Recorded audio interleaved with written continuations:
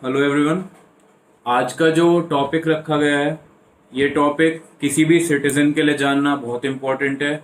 सब लोगों को इसके बारे में नॉलेज होनी चाहिए। टॉपिक का नाम है राइट्स अगेंस्ट पुलिस अरेस्ट। इसमें मैं आपको 10 ऐसे लीगल राइट्स बताऊंगा जो आपके पास हैं इन केस आप कभी किसी भी ऐसे केस में फंसते हैं जहां पुलिस आपको अरेस्ट कर लेती है।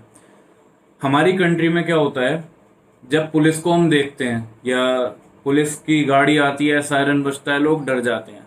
और होना क्या चाहिए, अगर पुलिस आपके चारों ओर हो तो आपको सेफ फील करना चाहिए, आपको लगना चाहिए there is someone to protect you. लेकिन क्योंकि पुलिस कई बार अपनी पावर्स का मिसयूज करती है, इसलिए आपके लिए ये लीगल राइट जानना बहुत ज़रूरी है। तो हम स्टार्ट करते हैं। सबसे पहला जो राइट है वो है to know the reason of the arrest. कई केसेस में ऐसा होता है कि पुलिस आई, आपको उठा लिया, ले गए हवालात में, एक दो दिन रखा, मार पिटाई हुई, टॉर्चर हुआ, उसके बाद आपको छोड़ दिया। ना कभी आपने पूछा ना कभी उन्होंने पूछा। ऐसा नहीं है। सीआरपीसी के सेक्शन 51 सब सेक्शन 1 ये कहता है कि आपके पास, किसी भी सिटीजन के पास ये राइट है कि वो पुलिस से एट द पॉइंट पूछे कि उसे अरेस्ट क्यों किया जा रहा है।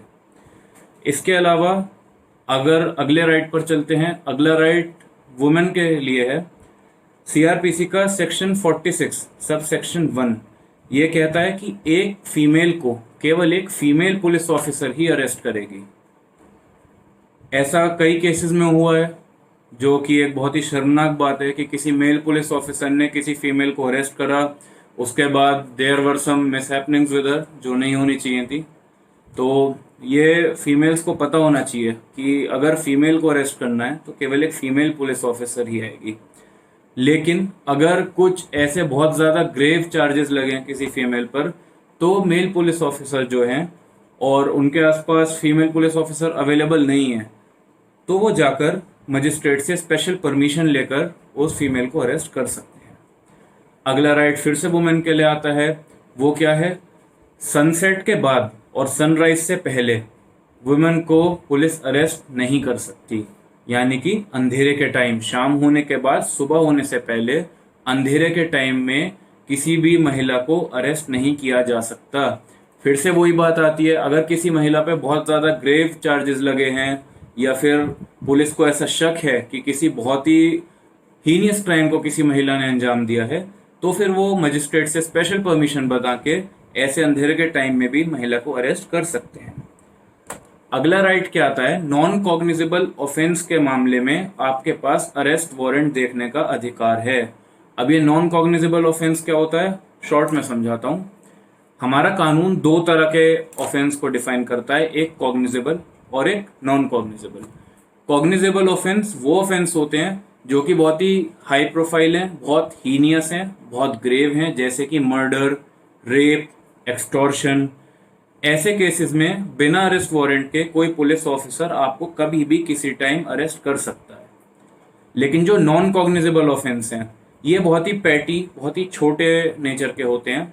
छोटे मोटे ऑफेंस हो गए, रंगदारी का हो गया या कोई कुछ भी छोटा ऑफेंस, चोरी का हो गया। ऐसे में अगर पुलिस को आपको अरेस्ट करना है तो उसके लिए अरेस्ट वारंट चाहिए होता है।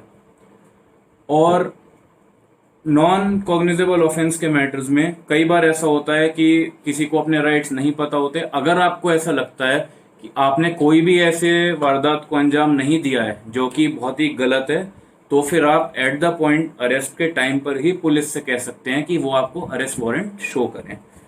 इसके बाद हम आते हैं सीआरपीसी के सेक्शन 41 क्लॉज बी पर, जो कहता है मेमोरेंडम ऑफ अरेस्ट चेक करने का राइट। अब ये मेमोरेंडम ऑफ अरेस्ट क्या होता है, जब भी कोई पुलिस ऑफिसर आपको अरेस्ट करता है तो लॉ ये कहता है कि उसी टाइम उसे अरेस्ट मेमो बनाना होता है। अरेस्ट मेमो एक डॉक्यूमेंट होता है जिसके अंदर जो पुलिस ऑफिसर आपको अरेस्ट कर रहा है उसका नाम, उसकी रैंक और उसका रीजन कि उसने आपको क्यों अरेस्ट करा है वो लिखा होता है, उसके सिग्नेचर होते हैं। इसके अलावा आपके भी सिग्नेचर्स कराए जाएंगे, जिस बंदे को अरेस्ट किया गया उसके सिग्नेचर्स कराए जाएंगे, और उस बंदे के फैमिली मेंबर, कोई क्लोज रिलेटिव के भी सिग्नेचर कराए जाएंगे। अक्सर हमारे यहाँ क्या होता है, ये अरेस्ट मेमो बनाया ही नहीं जाता। पुलिस अरेस्ट करती है, पुलिस स्टेशन ले जाती है, या फिर अरेस्ट मेमो अगर बनाते भी हैं तो पुलिस स्टेशन में जब आधा एक दिन किसी बंदे को रख लेते हैं या उसके साथ मार पिटाई हो जाती है, उसके बाद अरेस्ट मेमो बनाते हैं। ये आपको पता होना चाहिए। अगर पुलिस अरेस्ट करती है तो एट द पॉइंट आपको उनसे अरेस्ट मेमो बनवाने के लिए कहना चाहिए, जिससे कि आपके साथ कोई भी मिसयूज ना हो। उसके बाद हम चलते हैं अपने अगले राइट पे, जो कि बताया गया है सीआरपीसी के सेक्शन 50A में, जो कहता है अगर पुलिस आपको कहीं बाहर से अरेस्ट करती है तो आपके पास ये लीगल राइट है कि पुलिस से तुरंत कहिए कि वो आपके किसी फैमिली मेंबर, किसी रिलेटिव या फिर किसी भी नोन को तुरंत इन्फॉर्मेशन दें कि हमने इस इंसान को यहाँ से अरेस्ट करा है और इस रीजन से अरेस्ट करा है। लोगों को ये राइट नहीं पता होता, इसलिए कई ऐसे केसेस हुए हैं कि कोई इंसान किसी दूसरे शहर में घूम रहा है और किसी छोटे मोटे मैटर में पुलिस उन्हें उठाकर ले गई, पुलिस स्टेशन में बैठा रखा है। ये बिल्कुल भी लीगल नहीं है। अगर ऐसा कभी होता है तो पुलिस की ड्यूटी है कि वो तुरंत आपके किसी फैमिली मेंबर को इन्फॉर्म करें। इसके बाद चलते हैं सेक्शन 55A सीआरपीसी का, जो ये बताता है कि जिस पर्सन को अरेस्ट किया गया है उसकी हेल्थ और उसकी सिक्योरिटी की पूरी जिम्मेदारी पुलिस की है। अगर आप पुलिस कस्टडी में हैं तो अगर आपको कोई भी मेडिकल प्रॉब्लम लगती है वो आप पुलिस को बता सकते हैं, आपको किसी मेडिसिन की ज़रूरत है वो आप पुलिस को बता सकते हैं, और अगर आपको हल्का सा भी फीवर लगता है या कोई भी ऐसी मेडिकल प्रॉब्लम होती है जिससे आपको प्रॉब्लम हो रही है पुलिस कस्टडी में रहने से, वो आप पुलिस को बता सकते हैं और उनकी ये ड्यूटी है कि टाइम पर आपको डॉक्टर के पास ले जाएं। इसके बाद आते हैं हम right to meet lawyer during interrogation. ये बहुत इंपॉर्टेंट राइट है। जिन लोगों ने सच में ऑफेंस करा होता है और पुलिस उन्हें अरेस्ट करती है, उनके पास एक राइट है कि जिस दौरान पुलिस उन्हें इंटेरोगेट करे उस टाइम वो शांत रहें। राइट टू रिमेन साइलेंट इसमें आता है। अगर पुलिस आपको इंटेरोगेट कर रही है तो आप उसी पॉइंट पर कह सकते हैं कि मैं अपने वकील के आने से पहले कुछ नहीं बोलूंगा। ऐसे में पुलिस की ड्यूटी होती है कि या तो अगर आपके कांटेक्ट में कोई लॉयर है तो वो उन्हें बुलाएं, वरना आपकी फैमिली से कहें कि वो किसी लॉयर को हायर करके आपके पास आए। और आप ऐसा कर सकते हैं कि आप उस टाइम चुप रहें इंटेरोगेशन के टाइम पर, और सिर्फ तब बोलें जब आपके लॉयर वहां पर आ जाए।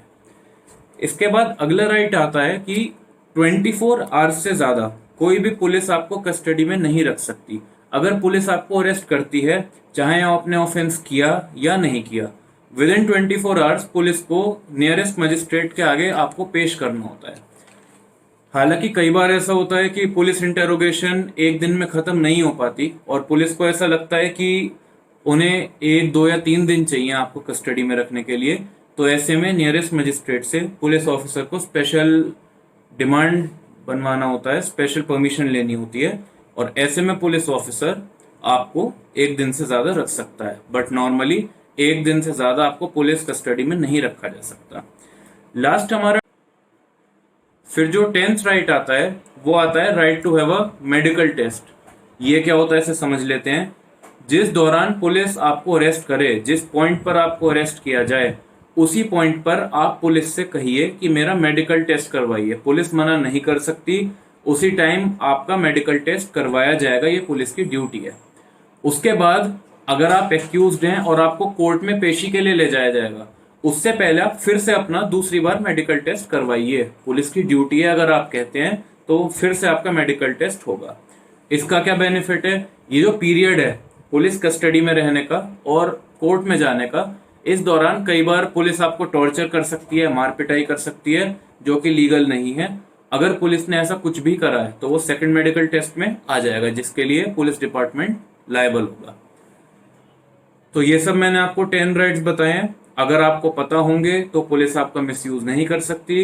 हालांकि हमारे कंट्री की पुलिस बहुत अच्छी है, लेकिन फिर भी बहुत सारे ऐसे केसेस आते हैं जहां पर लोगों के साथ वो सब किया जाता है जो कि लीगली वैलिड नहीं है।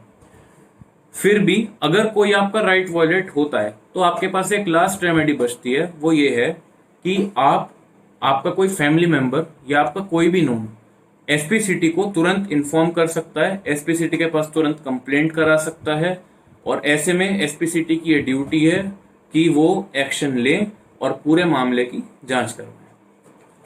तो ये थे मैंने जो आपको लीगल राइट्स बताए। लोगों को अक्सर ये राइट्स नहीं पता होते, इसलिए कई ऐसे केसेस आते हैं जहाँ पे उनका मिसयूज होता है या फिर पुलिस उनके साथ कुछ भी बदसलूकी कर सकती है। अगर आपको ये लीगल राइट्स पता है तो आपके साथ मिसयूज कभी नहीं हो सकता।